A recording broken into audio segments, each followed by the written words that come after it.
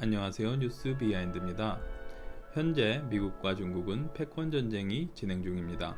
본격적인 분쟁이 시작된 시점은 트럼프 정부가 2018년 7월 중국의 수입품에 340억 달러의 관세를 부과하면서 시작되었습니다. 중국 역시도 미국과 같은 수준인 340억 달러의 규모로 미국산 농산물, 자동차, 수산물 등의 보복 관세를 부과했습니다.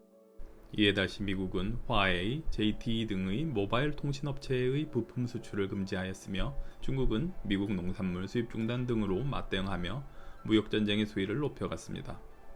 무역전쟁으로 세계 증권시장이 폭락하며 경기 침체 국면이 나타나자 2020년 1월 15일 1단계 무역 합의를 체결하였습니다. 이어서 코로나 팬데믹이 전 세계를 휩쓸면서 무역전쟁은 어느 정도 소강 상태로 들어갔습니다. 하지만 조 바이든 정부가 취임하면서 중국의 해산물 수입 금지, 중국 투자 금지 기업 확대, 신장 위구르 관련 회사 무역 금지, 신장 위구르 인권 법안 통과 등으로 중국을 압박하며 조금씩 미중 패권 전쟁의 불씨를 살리고 있습니다. 지속적으로 패권 전쟁이 심화되면 미국과 중국의 경제 블록이 완벽한 분리가 일어날 수도 있다고 이야기합니다. 최근 캐피털 이코노믹스의 새로운 보고서에 따르면 이러한 경제 블록의 분리는 미국보다 중국에 훨씬 치명적이라는 평가입니다. 현재 세계 경제의 대부분이 미국 중심으로 움직이기 때문입니다. 글로벌 경제 주체국 217개 중에 미국의 경제 블록 안에 114개의 국가가 있으며 중국의 경제 블록 안에 90개의 국가가 있습니다.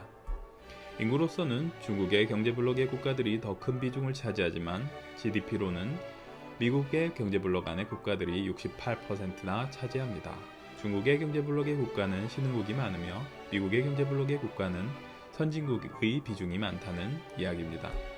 규모로서도 아직은 중국의 경제 블록이 작기도 하지만 중국의 경제 블록이 미국의 경제 블록에 의존한다는 것이 중국에는 치명적입니다. 중국의 경제 블록 간의 의존성 역시 미국의 경제 블록 간의 의존성보다 약하다는 것도 문제입니다. 중국의 경제 블록의 국가들은 이해관계에 따라 와해될 수도 있다는 것입니다. 중국은 이를 극복하기 위해 쌍순환 전략, 즉 중국의 내수 시장을 키운다는 전략을 발표했습니다. 이 전략으로 미국의 시장 의존성을 줄이고 중국의 경제 블록의 소비자로서 자리하겠다는 의지입니다.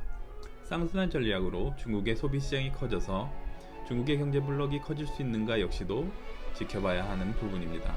동남아시아의 경제 이해 관계자를 대상으로 한 설문조사에서 미국과 중국 중 어느 쪽을 선택하겠느냐라는 질문에 미국을 선택하겠다는 답변이 61.5%나 나왔습니다.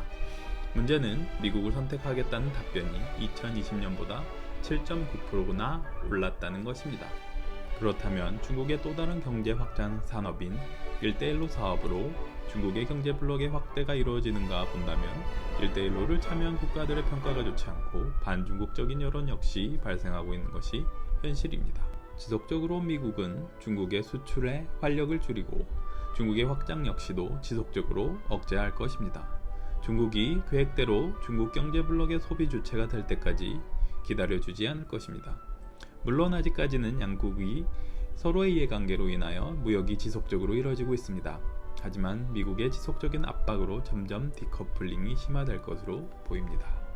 중국은 이를 잘 극복하여 패권국으로 등극할 수 있을까요? 전망은 어두워 보입니다. 감사합니다. 오늘도 뉴스 비하인드였습니다.